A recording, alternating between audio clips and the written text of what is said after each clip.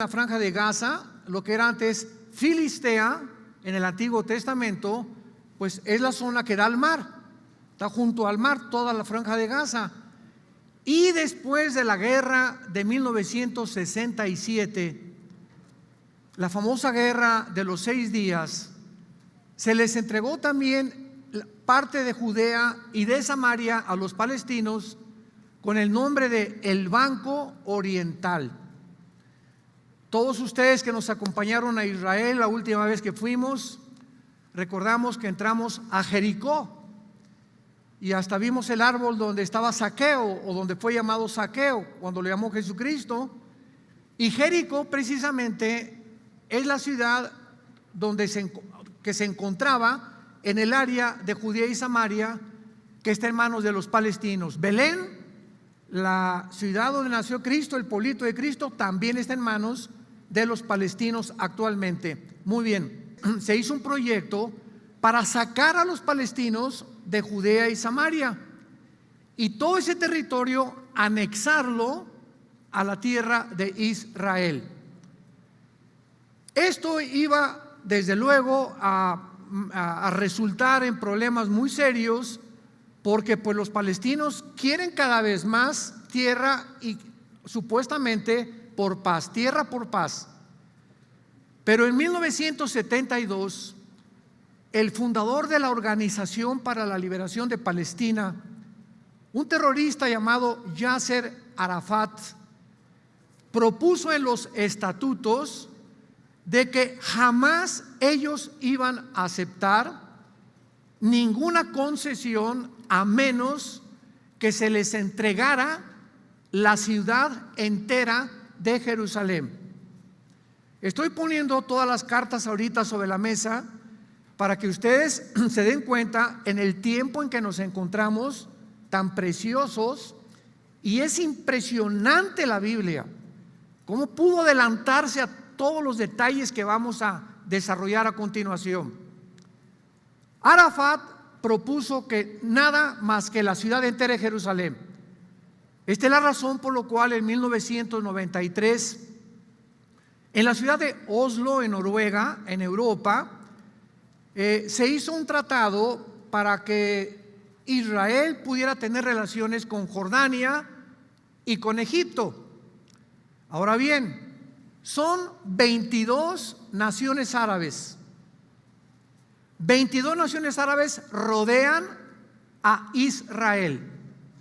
Y actualmente, ahorita en esta semana, ya hay 3 naciones árabes que se han unido en un pacto de paz con Israel: Egipto, Jordania y los Emiratos Árabes hace una semana. Entonces, desde que Arafat propuso esto, los judíos han tratado de hacerles ver a los palestinos: bueno, les damos Judea y Samaria, ya les dimos la franja de Gaza, etcétera, etcétera. Pero ellos van a continuar insistiendo en que les den la ciudad de Jerusalén, lo cual nunca podrá ser posible. Jerusalén jamás bíblicamente será entregada, jamás, hasta que Cristo regrese a este mundo. Entonces, Benjamín Netanyahu le dijo a Trump: tengo otro plan. Y entonces Trump, como está muy ocupado ahorita por las elecciones que va a haber en noviembre 3, donde se va a decidir no solamente el futuro de Estados Unidos, ahora el 3 de noviembre, escuchen esto, se decide el destino del mundo entero con las elecciones. Porque si los republicanos pierden y los demócratas ganan en Estados Unidos, perdemos nuestras garantías individuales y nuestra libertad. Estoy hablando a nivel mundial. Y todo esto tiene un trasfondo también que vamos a, si tenemos tiempo, de poder platicarlo y compartirlo, pero quiero darles una visión geopolítica ahorita rápido para poder ubicarnos claramente en este tema. Entonces, el presidente Trump mandó a su yerno, Jared Kushner, que está casado con su hija Ivanka, al Medio Oriente para que él sirviera de mediador entre más naciones árabes, porque Israel está buscando la amistad con todas las naciones árabes que quieran tener relaciones con ellos. Y este hombre, el yerno de Trump, consiguió que los Emiratos Árabes son 7 naciones o 7 pueblos, podríamos decir. Por eso se llaman Emiratos. Viene la palabra Arahat en hebreo, que es emir. Y estos 7 Emiratos Árabes están controlados por una monarquía, como todas las naciones árabes, porque la única democracia es Israel. Entonces los Emiratos Árabes decidieron pactar con Israel hace una semana. Y ahora en esta última semana, en una semana que llevan ya en una alianza, ya hay vuelos comerciales domésticos entre los Emiratos e Israel, ya hay intercambio de comercio, etcétera, etcétera. Y al mismo tiempo, cuando los judíos hacen esto hace una semana, dejan a los palestinos en Judea y Samaria, no les quitan el territorio. Y en otras palabras, les están diciendo a los palestinos, los judíos: miren, no nos interesa que ustedes se salgan, quédense dentro de nuestra tierra, nos interesa alianza con las naciones árabes, no tanto con ustedes. Y esto no le agrada a Dios, porque como lo vamos a ver en el libro de Joel, capítulo 3, versículo 1 al 2, una de las razones que la Biblia nos muestra por lo cual va a haber una tercera guerra mundial y por qué van a tratar de invadir a Israel, es porque Israel está concediendo demasiado de su tierra que Dios le prometió a Abraham, Isaac y a Jacob a sus enemigos. Bueno, entonces ya se quedaron ahí los palestinos en Judea y Samaria y ahora se entabla una nueva relación. Entonces, de las 22 naciones árabes que hay, ya están con Israel Jordania, Egipto y los Emiratos Árabes. Faltan 19 para que todo el mundo árabe se pudiera reunir con Israel. Sin embargo, en la Biblia, en el capítulo 9 de Daniel, encontramos esta revelación de las 70 semanas que la mayor parte de ustedes ya están relacionados con esta profecía, donde Daniel busca a Dios en oración en todo el capítulo, preguntándole si ahora que regresaran de Babilonia ya se iba a cumplir el reino mesiánico prometido en 2 de Samuel 7 al rey David, donde el trono de David tendría un heredero que sería el Hijo de Dios, Jesucristo. Sin embargo, el ángel que se le aparece en Daniel 9 a Daniel no le dice que el reino mesiánico sigue inmediatamente, sino que tendrían que pasar algunos eventos antes de que el Mesías regresara. Por eso se llama las 70 semanas de Daniel. Pero como los judíos tenían semanas de días y de años, esta semana, esta palabra Shebúa, en el versículo 24, 70 semanas, Shebúa Shabú, significa semanas de años. ¿Cuánto es 7 por 7? 49. Dios le dice a Daniel: 490 años faltan para que yo trate con ustedes como mi pueblo Israel. 490 años. Y voy a comenzar a decirte la forma en la que estos 490 años se van a ir sucediendo de una forma cronológica.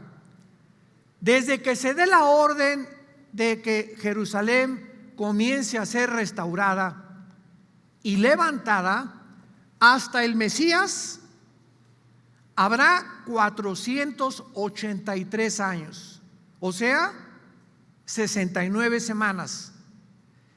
Y desde que se dio la orden, Nehemías capítulo 2, por el rey Ciro de Persia, Artajerjes, perdón, Ciro fue antes pero se interrumpió. Desde que Artajerjes en Nehemías capítulo 2 da la orden a Nehemías a levantar las murallas hasta Jesucristo, señores escépticos, asépticos, agnósticos y ateos que nos escuchan, esta cronología es, bueno, a cualquiera, ¿verdad?, le vuela la mente, porque aquí se encuentran matemáticas en la Biblia que solo Dios pudo haberlas cumplido. Y precisamente desde que se dio la orden de la reconstrucción hasta que Cristo entró en un burrito a Jerusalén, se cumplieron 483 años. Muy bien. Pero la profecía que dice que tenían que ser 490 años. ¿De acuerdo? ¿Me van siguiendo? ¿Vas tomando nota? Entonces, ¿cuántos faltan? Faltan 7 años. 483 ya se cumplieron. Y entonces los judíos rechazan al Mesías. No queremos nada contigo, no, tú no eres el Hijo de Dios para nosotros, estamos esperando otra persona, etcétera, etcétera. Y se interrumpe la profecía de las 70 semanas. Y estos 7 años que faltan, Dios tiene que cumplir su palabra. Y estos 7 años que faltan son los 7 años de la famosa tribulación. Ahora, muy bien, como estos 7 años son exclusivamente para Israel, no para la iglesia, porque el plan de Dios para Israel es uno y el plan de Dios para la iglesia es otro. Tenemos en la Biblia, ustedes que estudian teología, que separar a Israel de la iglesia como dos entidades completamente diferentes. El plan para Israel se tiene que cumplir al pie de la letra y el plan de la iglesia terminará en el arrebatamiento de la iglesia. Cuando la iglesia sea sacada del mundo, Dios entonces, ya con la iglesia en el cielo y ya donde vamos a estar en el tribunal de Cristo con Él, Dios entonces se vuelve a sellar a 144,000 capitalinos, toluqueños, acapulqueños, 144,000 judíos étnicos de cada tribu de Israel. Apocalipsis capítulo 7. Entonces, esta es la razón por la cual la iglesia no puede atravesar la gran tribulación, porque Dios ahora se vuelve a Israel, ya no es la iglesia la que va a evangelizar el mundo. Cuando Jesucristo dijo en Mateo 24, y será predicado este evangelio en todo el mundo y entonces vendrá el fin, el cumplimiento de esta profecía la van a tener los judíos, no la iglesia. Nosotros nos vamos a ir en medio de una aberrante apostasía bíblica, que es precisamente la etapa que la iglesia ahorita está atravesando.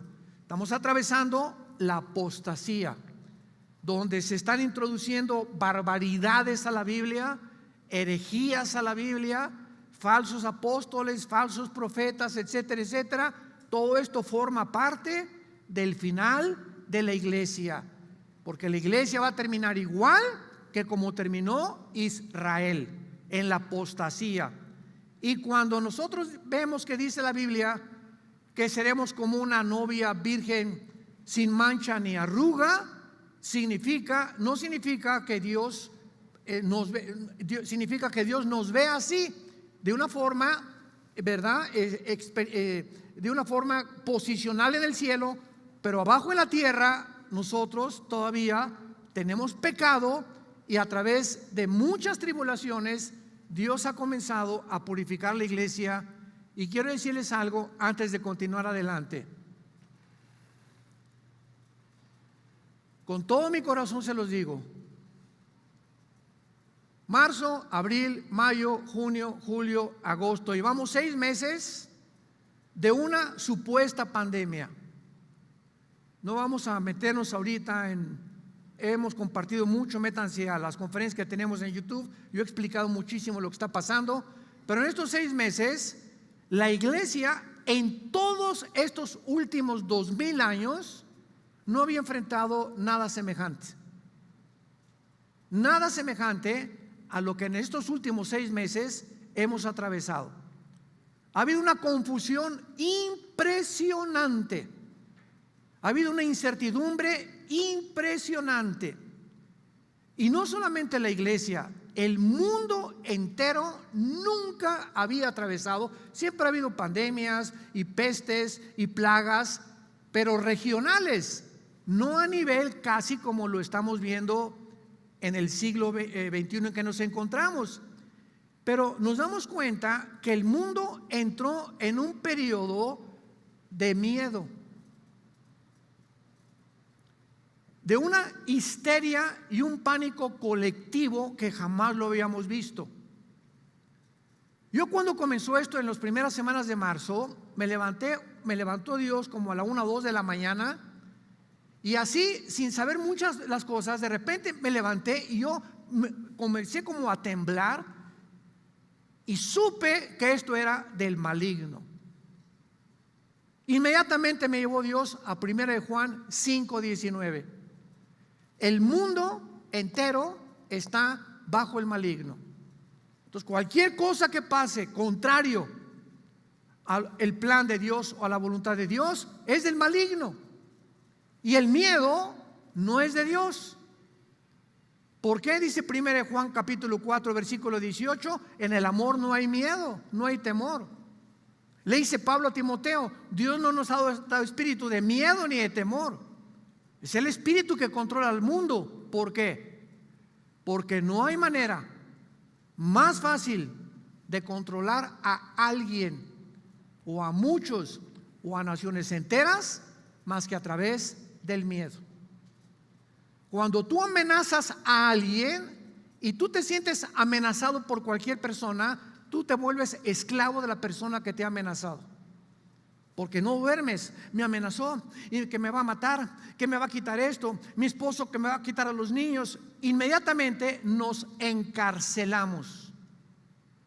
Y lo más interesante de todo esto, independientemente de lo que espiritualmente hace el miedo y el temor, lo hace a nuestro sistema inmune. Los más grandes expertos en epidemiología, virología, microbiología del mundo actualmente están de acuerdo que el sistema inmunológico del ser humano es lo que nos protege, es el sistema, el blindaje que Dios nos dio en la naturaleza perfecta que Dios nos dio para evitar virus, bacterias, microbios, etcétera, etcétera. El sistema inmune. Y el sistema inmune que tú tienes desde niños, ¿verdad? Por eso los niños es dificilísimo que pasen lo que estamos atravesando, o los jóvenes también, es porque está muy fortalecido. Ya a los 65, 70, 75 años de edad, este sistema, este blindaje del ser humano se va debilitando cantidad. Y más si esa persona está acostumbrada a comer azúcar.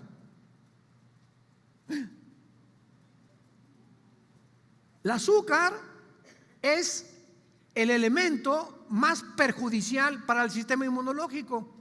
Te comienza a comer tus defensas, todo lo que sea dulce, demostrado ya científicamente. Después, la falta de sol. La vitamina D del sol te fortalece el sistema inmune. Número 3, la sangre vive a través de ¿qué cosa? Pues no puedes respirar, ¿cómo puedes hablar? El oxígeno, o sea, el oxígeno es la vida de la sangre. Vivimos porque respiramos. ¿Y dónde se encuentra la mayor parte de oxígeno? En los parques, en las playas, el yodo del mar, el agua de sal, el sol. Eso es lo que nos fortalece el sistema inmune. Y de repente viene un protocolo internacional. Enciérrense. Nunca en la historia se encierran a los sanos. La cuarentena es para los enfermos, no para los que están sanos. Y cuando comenzamos así a rascarle y a buscar, decimos, bueno, ¿en qué mundo nos encontramos? ¿Será verdad? ¿Será sandía? ¿Será ta? Y comenzamos a usar un poquito de lógica, un poquito de sentido común y a ver el mundo espiritual, y vemos que hay algo detrás.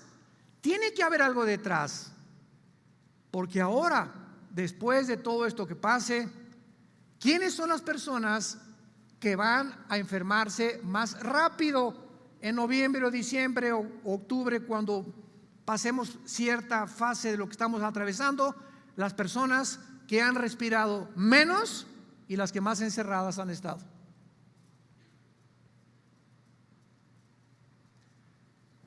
Y esta razón es por la cual Dios ha usado estos 6 meses para probarnos a todos nosotros.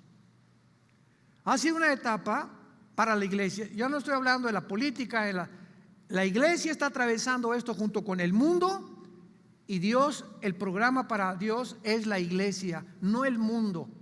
Nosotros somos la niña de los ojos de Dios. Y esto lo ha permitido Dios para purificar y para demostrar que en estos últimos meses no se imaginan la cantidad de personas que se decían pastores que botaron la toalla, iglesias que no van a volver a levantarse, personas que han caído en este tiempo en el adulterio, en la depresión, en el estrés, en la ansiedad, en pastillas tranquilizantes, en la desesperación, se han encarcelado. Y Dios, ¿dónde está tu fe? Cuando la fe es probada, como ha sido probada, Dios ha demostrado a través de esto que ya viene por nosotros y está purificando su iglesia para ver quiénes son realmente los de la Biblia. O si tú has sido únicamente una persona que vienes a la iglesia sin Biblia, casi no tienes contacto con la Biblia, no tienes contacto en oración con Dios tampoco, y a través de todo esto se purifica y se ve quiénes son realmente los verdaderos hijos e hijas de Dios, que han nacido de nuevo, que aman a Dios, apasionados por la verdad, con una vida limpia delante de Dios y una vida de santidad delante de Dios. Y ha barrido Dios como ustedes no se imaginan la cantidad de contacto que tenemos con diferentes naciones, pastores e iglesias. Como un dominó están cayendo así uno tras otro, porque las iglesias estaban llenas de cristianos profesantes nada más. E iban, tomaban su torta milanesa que les daba el pastor el domingo, y lunes, martes, miércoles y jueves ni la Biblia abrían. Jamás tuvieron un contacto con Cristo, jamás pudieron introducirse en la palabra, jamás diezmaron, jamás les interesó los misioneros, jamás les interesó la obra de Dios, pero se decían cristianos de la boca para afuera. Y en aquel día me dirán, Mateo 7, Señor, Señor, y yo te diré, nunca te conocí. Pero iba a la iglesia del sur en la avenida Universidad. Aunque hayas venido, venías de la boca para afuera, te entraba por acá todo y te salía por acá. Estos meses que hemos atravesado se podían comparar precisamente con lo que estamos viendo aquí en el libro de Daniel, porque estos últimos 7 años que faltan de la tribulación están delante de nosotros. Están delante de nosotros. Y por eso esta conferencia se llama El Pacto Falso del Anticristo, porque ahora sí lo vamos a entender. Daniel 9, 26 y 27. Ya no les voy a regañar, más les vale. Y después de las 62 semanas se quitará la vida al Mesías, mas no por sí. Atención, y el pueblo de un príncipe que ha de venir. El pueblo de un príncipe que ha de venir destruirá la ciudad, o sea Jerusalén, y el santuario, el templo, y su fin será con inundación. Hasta el fin de la guerra durarán las devastaciones.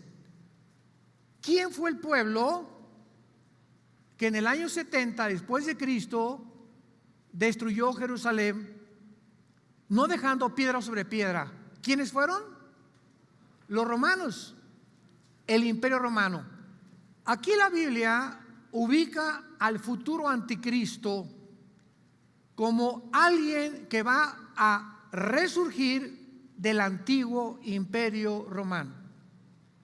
Nada de Estados Unidos, ni El Salvador, ni Brasil, ni Estados Unidos, nada. Tiene que ser naciones que formaron el antiguo imperio romano. Muy bien.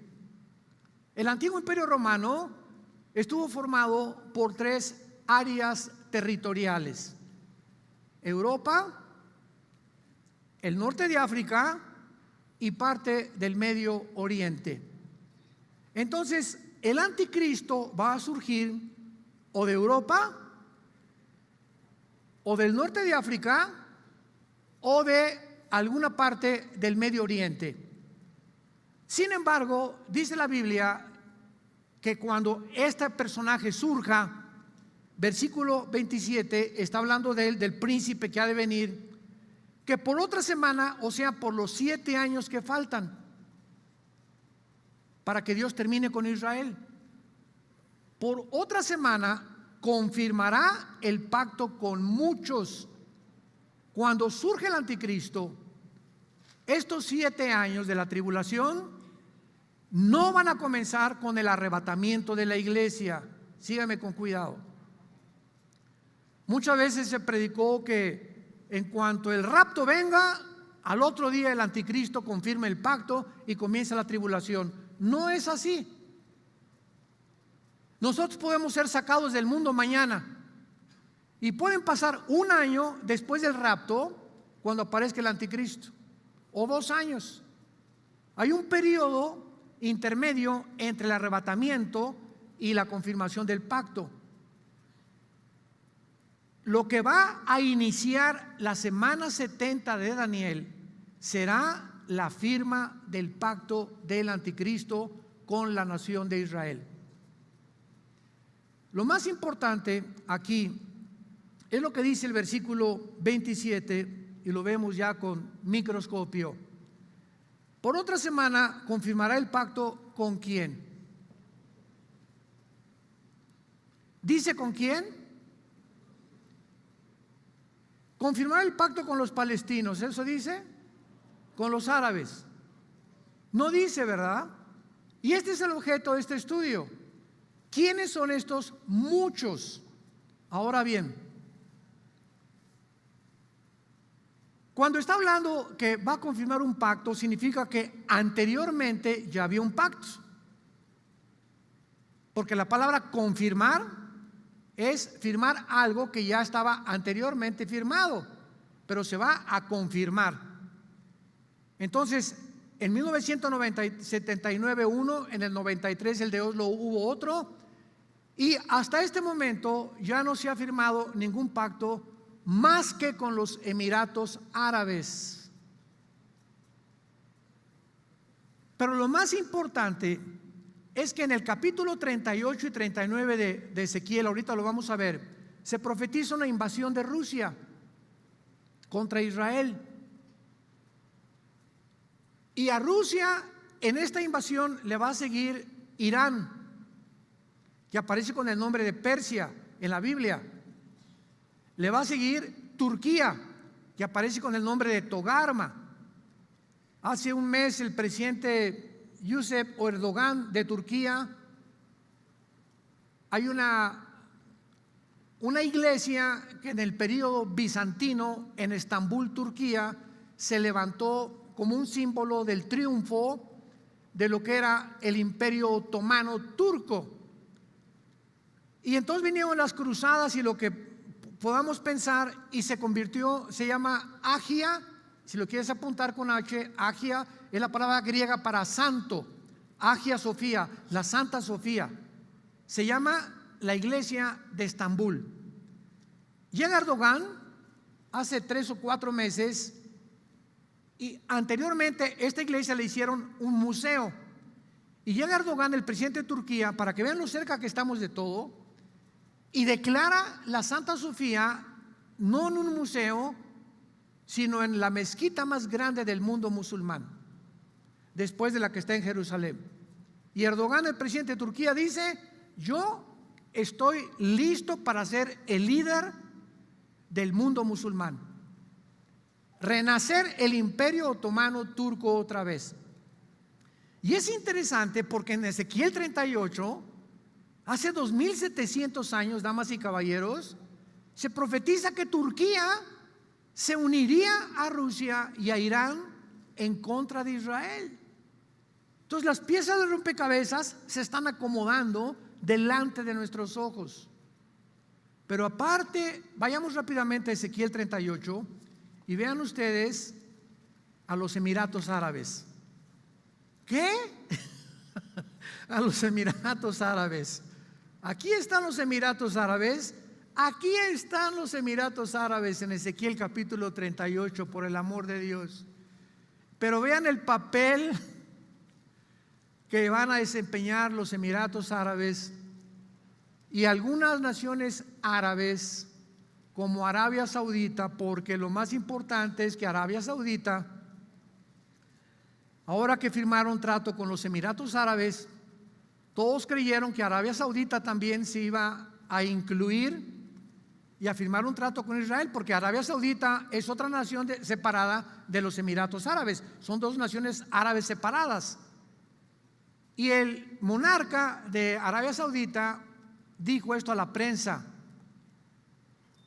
no vamos a firmar ningún tratado de paz con Israel hasta que los judíos firmen un tratado de paz con los palestinos.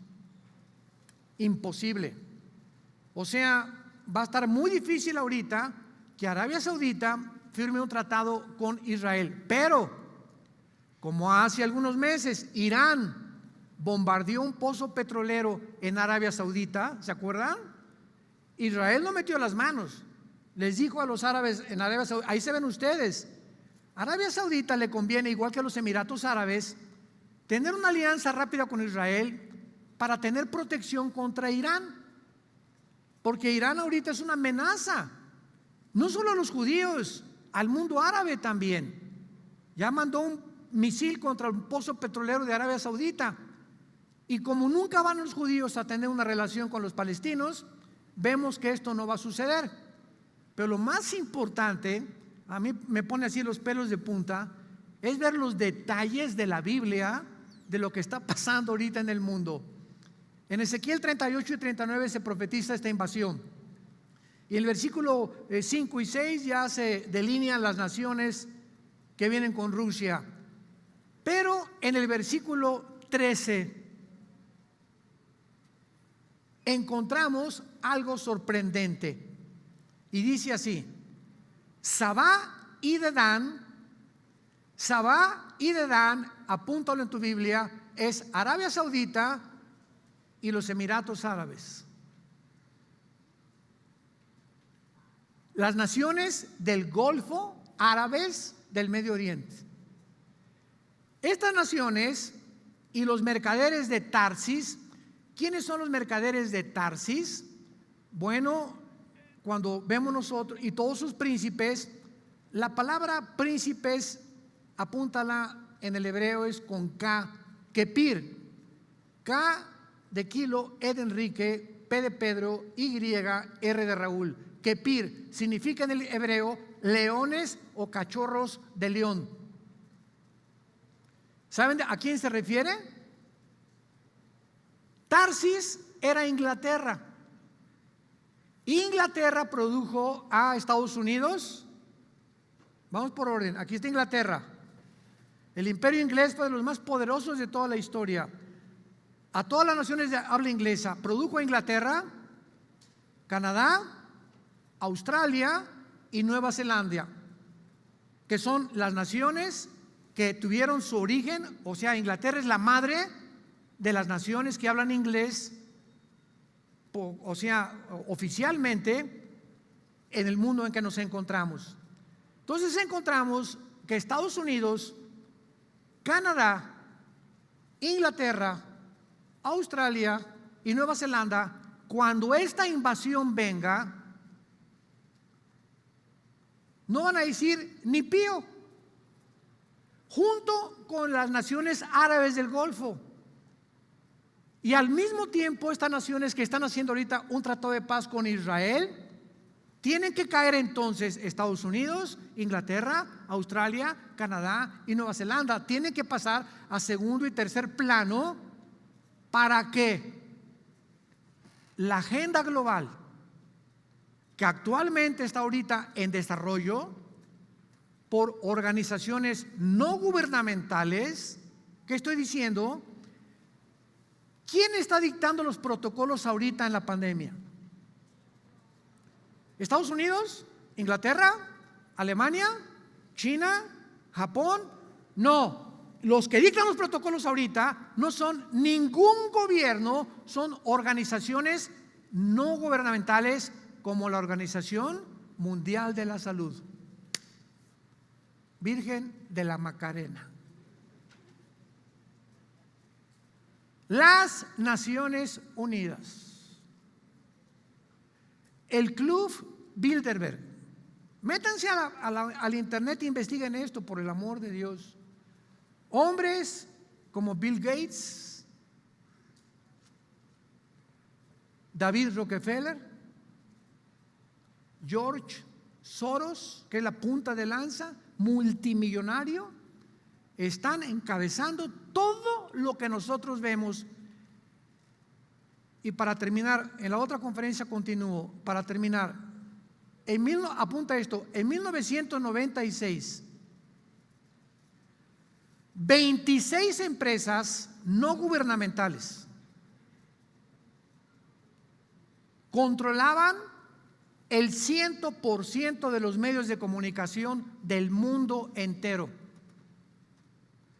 26 empresas. Septiembre del año 2020, en el cual nos encontramos actualmente, 6 empresas en el mundo entero hoy controlan todas las estaciones de radio, incluida la charrita del cuadrante.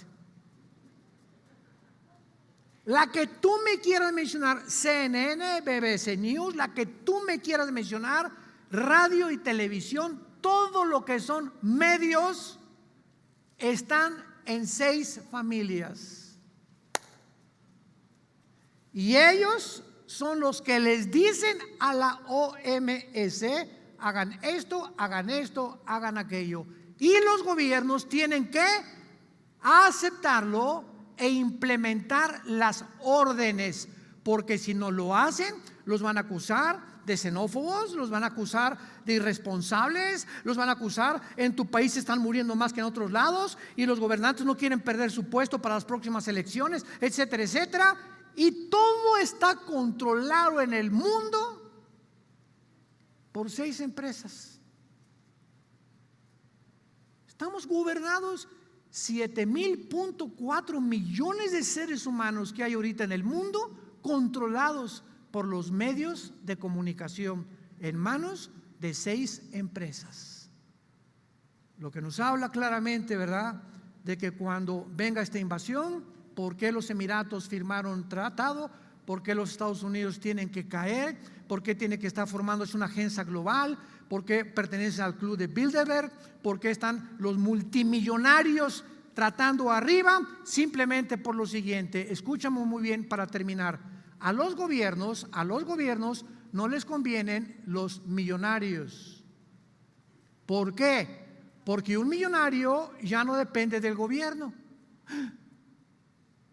Y los gobiernos necesitan que el pueblo dependa de ellos. Entonces, lógicamente, tienen que ir eliminando la empresa privada y la propiedad privada. ¿Para qué? Para aislarse y quedar completamente con un dominio sobre un mundo empobrecido completamente, y más arriba comenzar a expropiar las grandes compañías y las grandes empresas, y es lo que se conoce en la ideología política como el socialismo.